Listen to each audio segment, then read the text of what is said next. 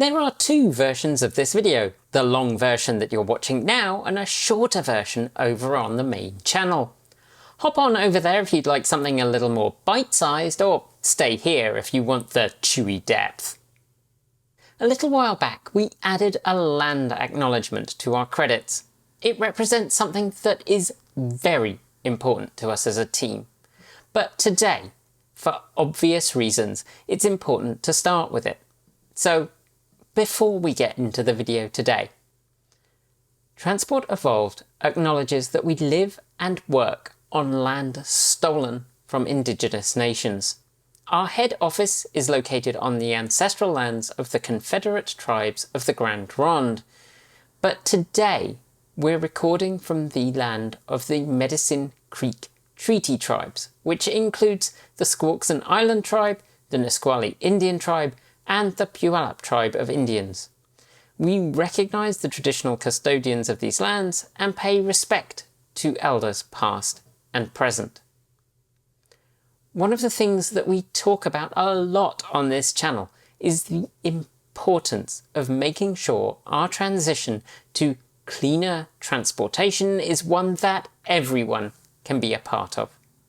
That it's vital that low carbon vehicles and the huge benefits of reduced air pollution reach those who've historically borne the brunt of the worst excesses from fossil fuel extraction. Sometimes that means that we harp on about the lack of affordable EVs, particularly in the US. I mean, who's bringing the Aura Good Cat or the Dacia Spring or the Hongguang Mini EV to America?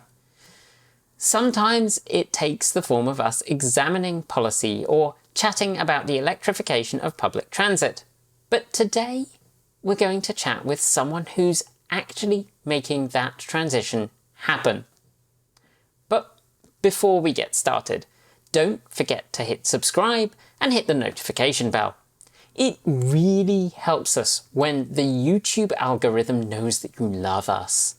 And if you want to support the channel, hang out until the credits when I'll tell you how you can support the channel from just $1 a month. That's just 2 fancy coffees a year. Okay, on with the chat. Today, we're lucky enough to be joined by Bob Blake, a citizen of the Red Lake Nation in northern Minnesota. He's the owner of Solar Bear and the executive director at Native Son Community Power Development. And as the leader of Native Son Community Power Development, he has spearheaded the development of the InterTribal EV charging network, a network that recently received a federal grant of $6.67 million. First up, thank you so much for joining us today. Perhaps the first question is, what is the InterTribal EV charging network? Oh yeah, thank you for having me. Yes, the electric vehicle InterTribal EV charging network is basically a network of charging stations running from the Twin Cities, St. Paul, Minneapolis, up to the Red Lake Nation in northern Minnesota, out to Standing Rock, down into South Dakota through the Lewis and Clark kind of trail, and back up to the Twin Cities, St. Paul, Minneapolis. What gave you the idea to create that kind of network?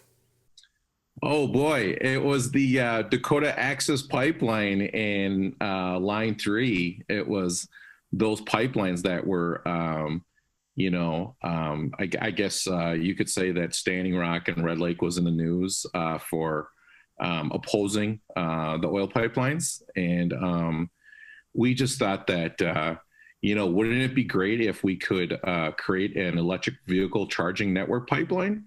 And kind of as a another form of resistance, I guess you can say, to the oil corporations, and that was just the idea around this. And we also kind of thought that, that with the pandemic and everything, that people are going to want to get out of the house and take their families on a road trip. And we thought, wow, this would be a great way to stir some economic development, create some jobs, and get people out of the home. And so what better way to create an electric vehicle charging network? That's it's really good to hear something good coming out of those pipelines, because I mean, there are many of those pipelines still being built and possibly still being approved. So how do you feel that this relates to the resistance work that has gone on with many people living in those areas? Well, yeah, I mean, we really, at least I felt, and I can't speak for everybody, all Native people, but we really felt like our treaty rights were violated. We really feel like that they weren't respected. It just we protested. Obviously we went to court. We challenged the pipelines. I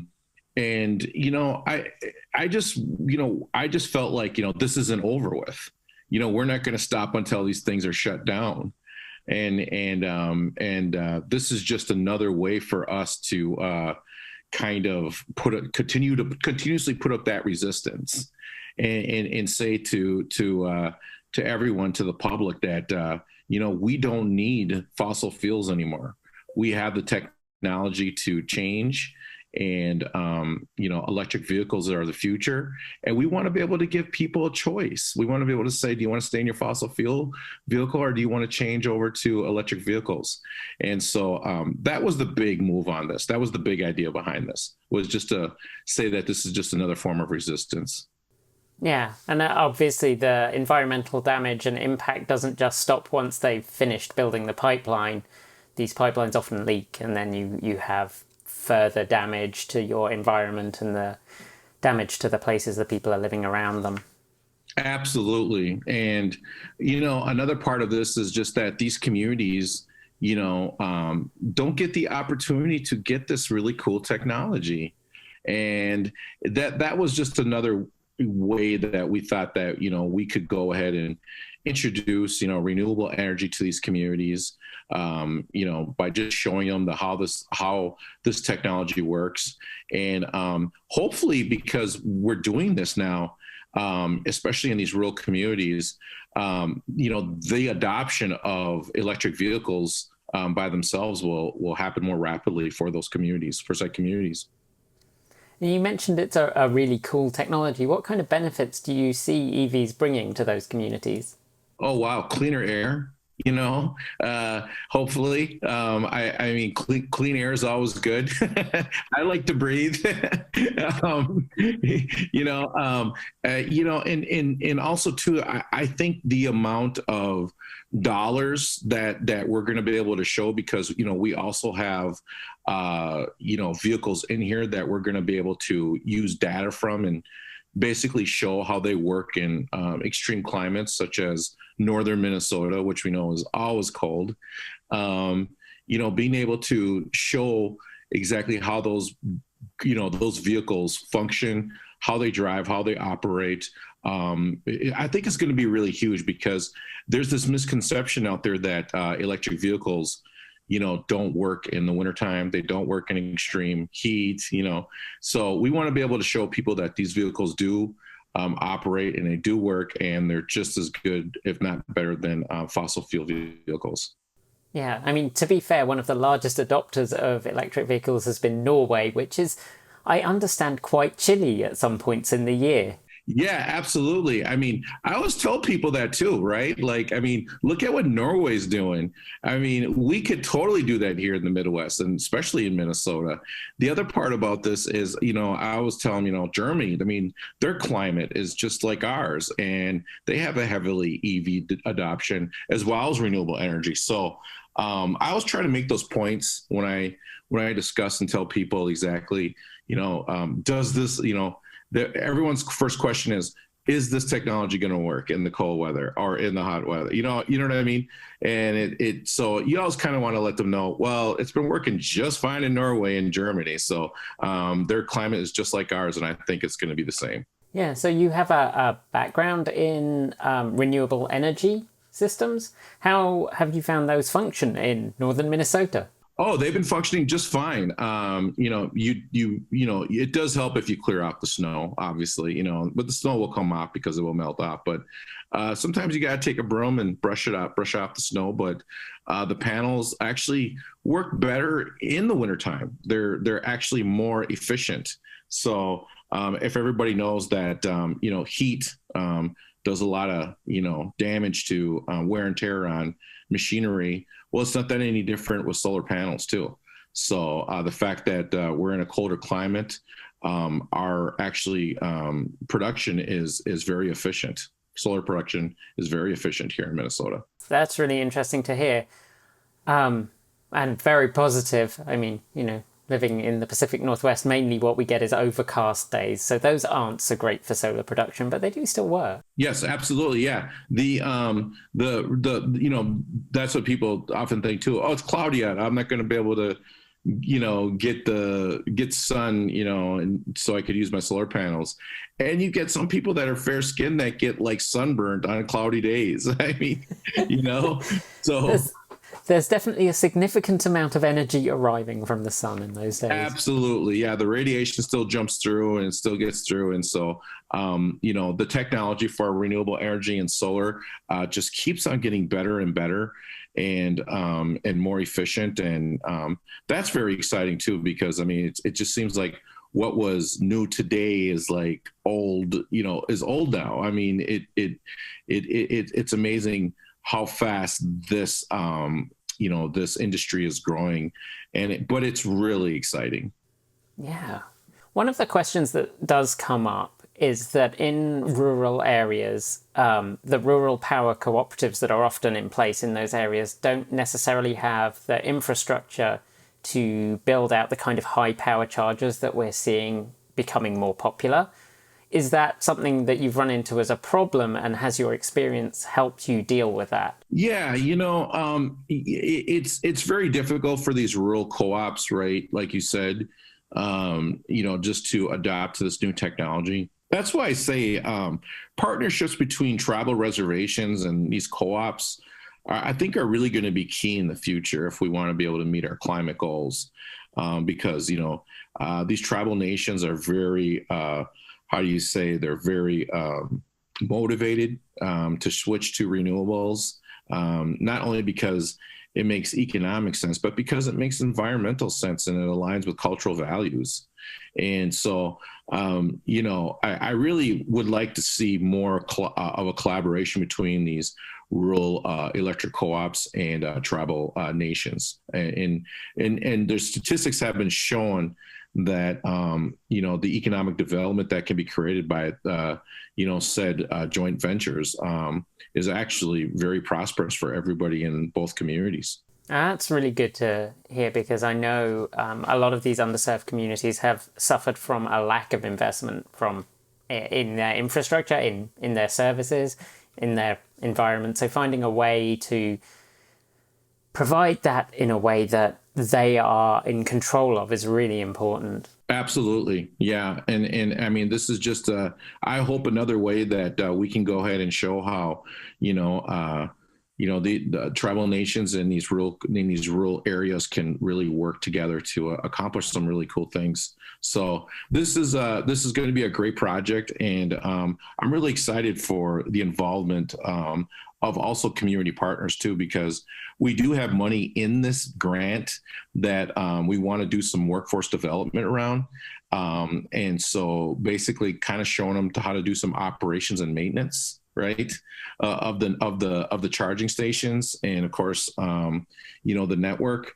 And so, we hope to create some, long-term meaningful jobs out of this too, for some lucky community members. So I know you've worked with formerly incarcerated people before. Is that something that you're hoping to continue to do with this project? That's not the focus of this project, but, that is something that is near and dear to my heart. Working with individuals that were formerly incarcerated is something that, I think is really important as we make this just transition from fossil fuels into renewables. I've always said that, why don't we fight climate change with mass incarceration, fight mass incarceration with climate change? I mean, it seems like a no-brainer to me. We've been given this really huge problem, and, the world is basically saying to us, you human beings have all these little problems too. So why not attack some of these little problems with this big problem? And I think that's mass incarceration. So I don't know if you just saw it, but recently Governor Newsom out in California had firefighters out there that were prisoners that were incarcerated that end up becoming full-fledged firefighters, so they could get jobs when they left, the system. And so that's really exciting, right? Because I feel like, every one of us, each and every one of us human beings, want to feel like we're a part of something bigger than ourselves. And I think that's missing a lot. And from the participants that we had in the Returning Citizens Initiative, one of the things that their big thing was is that we're not the same guys that went in. We're not the same people that went in. Now that we're coming out now, we're different people. We've changed, and we want to be able to contribute to society. And so. I told them, I says, I have this existential crisis called climate change, and I need your guys' help. And so that's a very near and dear subject to my heart. Yep, absolutely. Yeah, I mean, this is really an all hands on deck kind of situation. We've keep pushing back on trying to resolve the challenges of climate change, and the further we push back, the harder it's going to be. So managing to combine that with helping people to reintegrate into their communities is an amazing opportunity. Yeah, absolutely. I mean, this country, I think we lead the world with locking up people. I mean, I think we have the most people incarcerated. That's a terrible thing to have, as a country, And so how do we best use, our citizenry? I think there's another way we can do it. There's another way that we can, integrate. There's another way that we can rebuild. This is going to be a once in a lifetime opportunity that we can bring people from all over the country together. We are such a divided country right now, and replacing this energy system with our new technology like renewable energy, solar, hydro, whatever it may be, doing electric vehicle charging network corridors, is a once in a lifetime opportunity. And I think this is no greater way than to saying, hey, everyone, we got this big problem. Let's just all jump on board. I mean, this is our moonshot moment right here. And so that's what I would like everybody out there right now listening to know, that this is our moonshot moment. Jump on board, and come home and get on board and go for the winning team. You know what I mean? And so that's what really excites me about all this. That actually kind of factors into one of the other things I wanted to ask, because we've seen before that communities haven't been involved in charger placement, particularly minority and underserved communities haven't been involved in the locations of the chargers, and they might be in a completely inappropriate location, or they might need a large chunk of low power, like level 1 and 2 chargers, but actually what's put in is a DC rapid charger in an expensive parking lot. How has that factored into the way that you are planning the rollout of your charging network that you're working on? We've, kind of pinpointed places that we think that we need to have the fast chargers at, right? We were looking at grocery stores. We think that that's a key place to have the fast chargers at. The level 2 chargers, I think we could put in places like maybe casinos, I mean, not that we want people to stay there longer and charging, to maybe go inside and eat and maybe spend some, on the slots. But, we were just kind of thinking about, strategically, like where people can like relax, enjoy, take in the community, maybe take a walk. So, there were just different areas that we've been looking at. But like the grocery stores was that one that just came right to mind. Like, we need fast chargers there. I think in the other areas, I think we want people to get out and like stretch their legs and kind of enjoy the site. So you're going to see these chargers strategically placed in places that people are actually going to be able to either get out and enjoy, or it's going to be real quick, like say a grocery store. How are you planning to involve the community in those decisions about where they go? Yeah, so I believe we have about 52 events planned around educating the community about charging stations, electric vehicles. So I'm probably going to lose my voice talking to everybody. But I will be on a tour show, going around touring and talking about the charging network and just educating people on them, answering questions, and seeing what they have to say. But I surmise that, that a lot of these communities are going to be very, very, I guess, excited and, forthcoming and, wanting to help us with all this because, like I said, I think with what this pandemic has done to everyone, being cooped up inside, the lack of, economic activity in their communities, I'm really hoping, that these communities look at this and say to themselves, yeah, I mean, if you can bring some people to our area that's, going to spend some dollars, we're with you. You know what I mean? And so that's really what I'm kind of hoping to hear. So, but I could get some pushback too. Well, you definitely, I think in other areas we've seen a mixture of kind of hesitancy and excitement. There's this interest, but there's also like, will that work for me? Is that going to work for my life? It's a switch to a new technology, so it's not entirely surprising. And that's the thing too. So, we want to be able to show people just by this demonstration project that, this technology works, and this is the future. I mean, this is it. I mean, I don't want to, tell people, that this isn't, not going to happen, but there are charging, networks and corridors being planned all across this country right now. And so, when you got big car companies like General Motors that is saying their whole lineup is going to be electric vehicles by like 2025, I mean, people are going to have to pay attention and realize that, the old fossil fuel model is just going to go away, Yeah, absolutely. I think people don't realize how quickly after you pass a tipping point that technology ceases to be viable. So people with fossil fuel vehicles are reliant on a very expensive to maintain infrastructure that is deeply unpopular. So it's quite likely that once electric vehicles pass a certain, probably not that far away tipping point, fossil fuels are just going to be increasingly things that people don't want around where they're living. Yeah, absolutely. I mean, and when you look at the ownership cost of an electric vehicle, it is absolutely staggering. I mean, there's like little to no maintenance on these things. And, every month I'm seeing like new vehicles that are going to be produced, not only car makers, but by just people that you wouldn't think of, are creating these electric vehicles now. And so, just knowing that it's just really exciting and how far that we've come. That boggles my mind. I'm sorry, fossil fuels and, pipelines and Enbridge and Energy Transfer, the oil companies. I mean, you are seriously underestimating the public's thirst or hunger for renewable, for electric vehicles. I mean, I think we really are underestimating the public's, want for this. So, yeah, this is going to be exciting, and it's really going to be a revolution.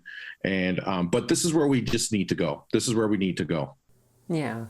And I think one of the things that really is inspiring is that I was actually recently watching a presentation from, I think it was the Department of Energy, and it was a section that was led by members of the Cherokee Nation, and they were talking about the implementation of their first charging hub, and they'd put in, I don't know, something like 5 or 10 chargers, and very quickly they went from we need a car, which turned out to be a Nissan Leaf. They worked with Nissan to get a Nissan Leaf to charge at the charging stations, to we do not have enough chargers anymore for all the people who want to turn up and charge.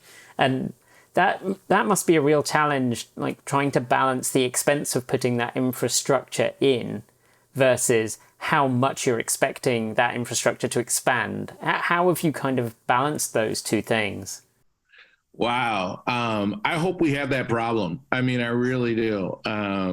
You know, and like I said, I mean, it's going to be really interesting to see this and see what happens. I mean, this is, the first, electric vehicle corridor here in the Midwest.